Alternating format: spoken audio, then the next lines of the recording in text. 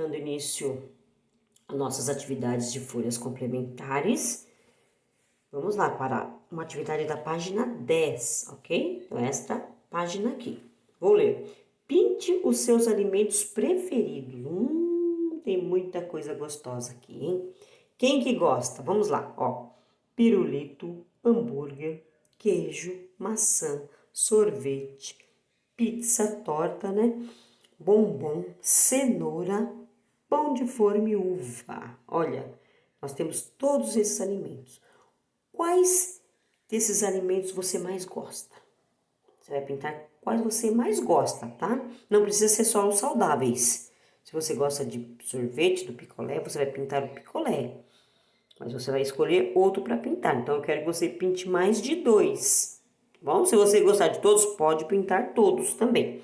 Então, faça colorido, faça bem bonito, ok?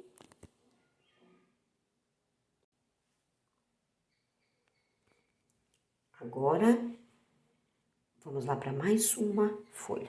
Então, agora nós vamos iniciar o nosso alfabeto, né? Nós já vimos o ano passado, mas nós vamos reforçar, ok? Então, eu vou ler para vocês. A letra do dia é a letra... Quem reconhece a letra? Muito bem.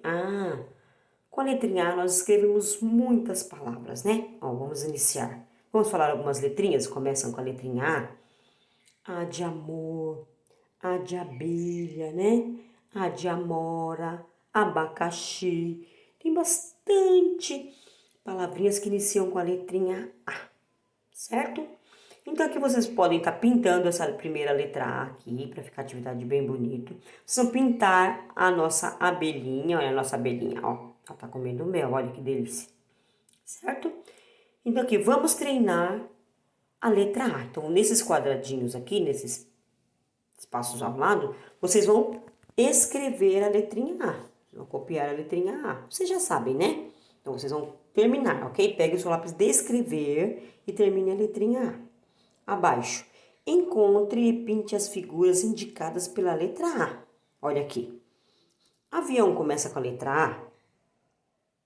Começa, então você vai pintar o avião, certo? Estrela começa com a letra A?